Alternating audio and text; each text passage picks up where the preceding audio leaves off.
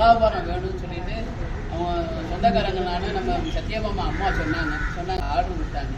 நீங்கள் நல்ல முறையில் பொருளை பிரதிஷ்டை பண்ணியாச்சு. எப்படின்னு இருந்துச்சு? ஒன்றுக்கு வரைக்கும் ரொம்ப சந்தோஷம். பொருள் நல்லா இருக்குது, கரெக்டாக இருக்குது, இடையும் திராசம் நல்லா இருக்குது. இதே மாதிரி மீண்டும் மீண்டும் திருப்பி எங்களுக்கு ஹெல்ப் பண்ணுங்கள். நாங்கள் எல்லாம் சொல்கிறோம் உங்களுக்கு. சந்தோஷம். அடுத்த ஆள் இருந்தாலும் சொல்கிறோம். கண்டிப்பாக. நன்றி.